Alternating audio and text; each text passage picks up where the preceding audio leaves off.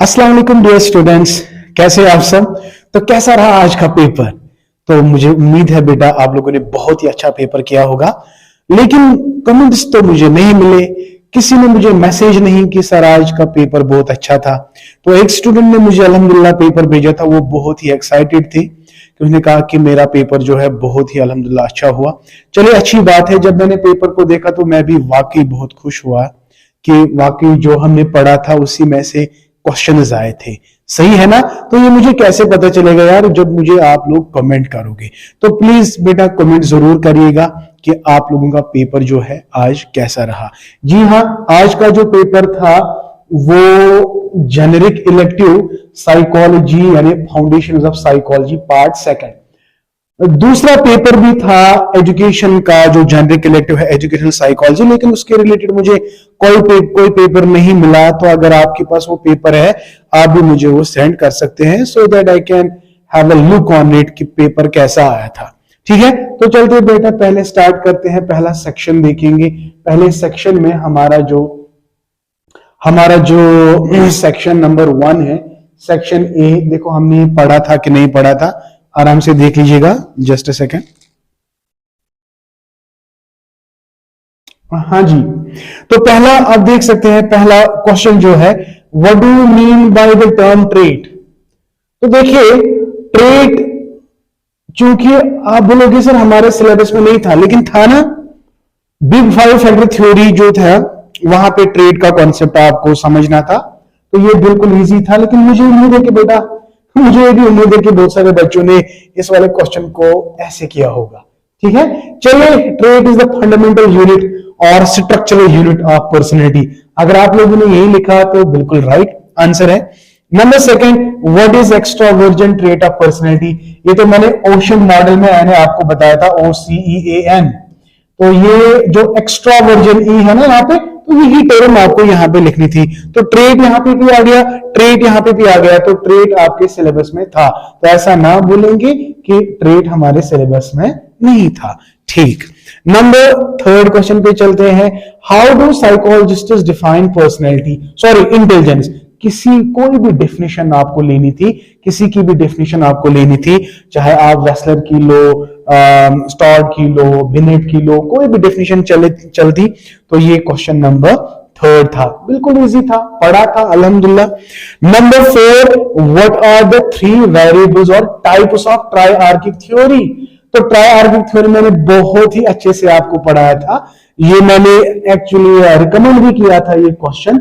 Componential intelligence, experiential intelligence and contextual intelligence, ये 3 types आपको खाली नाम आपको बतानी थी। ठीक है, एंड नंबर 5 पे आते, how do psychologists view psychogenic motives. Psychogenic motives बोलो या सोशोजेनिक मोटिव्स बोलो, ये भी हमने need for power, need for affiliation, need for achievement, ये भी हमने पढ़ा था, याद आया, वेरी गुड।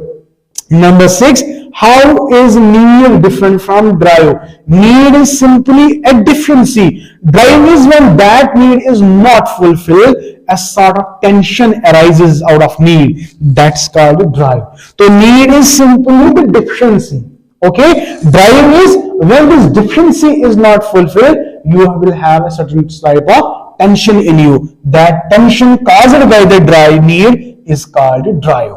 ठीक, ओके फाइन। नंबर 7 पे आते हैं, नेम फ्यू बेसिक इमोशंस। आप 2-4 आप मैंने नोट्स पे लिखा भी था। Anger is there, fear is there, love is there, affection is there, disgust is there. तो बहुत सारे इमोशंस हैं जो आपको यहाँ पे लिखने थे। एंड नंबर 8 पॉइंट पे आते हैं, what are the cognitive components of emotions. Cognitive component of emotions आपको यहाँ पे लिखने थे, that is actually related with your mind. जब आप स्टिमुलस लेते हो तो फिर आप अपना कॉग्निशंस का इस्तेमाल करते हो, तब जाके आप इमोशंस को परसीव कर सकते हो। तो what are the cognitive components of emotions, इसमें आपको कौन कौन से कॉग्निशंस, आपकी थिंकिंग, आपकी इमेजिनेशन, ये सारी चीजें किसमें आती, कॉग्निटिव कंपोनेंट ऑफ इमोशंस पे। तो हो गया ये वाला part clear. Okay, so nice of you. मुझे उम्मीद है कि बेटा आप लोगों ने बहुत ही अच्छे से इस पेपर को किया होगा। बहुत इजी पेपर था, वल्लाह मैंने एक्सपेक्ट नहीं किया था कि ऐसा पेपर आने वाला है। क्वेश्चन नंबर सेक्शन बी पे अगर हम देखते हैं, distinguish among the 5 psychosexual stages of personality development, बहुत अच्छे से पढ़ा।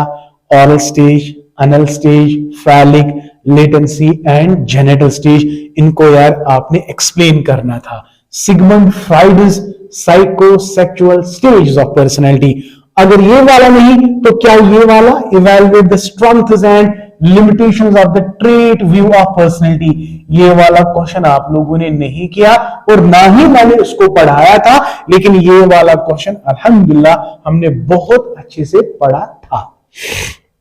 और क्वेश्चन नंबर 10, वाव, ये तो बहुत मैंने इस पर ज्यादा स्ट्रेस दिया था कि गार्डनर्स थ्योरी ऑफ इंटेलिजेंस कितने टाइप्स, 8 टाइप्स। हालांकि आज 9 है, एग्जिस्टेंशियलिस्टिक भी है, लेकिन आपको इसमें खाली 8 है। Illustrate your answer with suitable example, example में आपको लिखना था वही जो मैंने अलग अलग एग्जाम्पल्स आपको बताए थे, वही लिखने थे। इसका और क्या था, enumerate how psychologists view the nature and meaning of intelligence, nature and meaning of intelligence को यार आपने एक्सप्लेन करना था, ठीक है। हाँ जी बेटा, हो गया ये। तो क्वेश्चन नंबर 11 पे आप आते हैं। क्वेश्चन नंबर 11 है, describe the need hierarchy theorem of, wow, Maslow's 5 needs यार, फिजियोलॉजिकल नीड्स, क्या कहते हैं, सेफ्टी नीड, सोशल और love need, then self esteem and then actualization. वो ऐसे मॉडल बनाना था, भूल गए? बहुत अच्छे से हमने आपको ये समझाया था और ये भी कहा था कि वो ये वाला क्वेश्चन जरूर आपके एग्जाम में आ सकता है, ठीक है। हो गया ये। क्वेश्चन नंबर 12 पे आते हैं बेटा। क्वेश्चन नंबर 12 पे, अरे सेक्शन बी, खाली बी था इसमें, एक मिनट, 2 ही सेक्शंस थे तो हाँ जी बेटा। तो अब देखिए, ये जो क्वेश्चन नंबर 12 आपका है, क्वेश्चन नंबर 12 जो आपका है, that is how do arousal, cognition and expressive behaviour interact in emotions. ये वाला पार्ट आप नहीं करते मुझे पता है, लेकिन Schachter and Singer's theory of emotions हमने आपके साथ डिस्कस किया था। आई डोंट थिंक कि भाई यार इसमें एक वाला पार्ट मुझे शायद नहीं है, तो तीसरा सेक्शन इसमें क्या है, तो इसमें कितने सेक्शन है बेटा, इसमें आपके हैं 32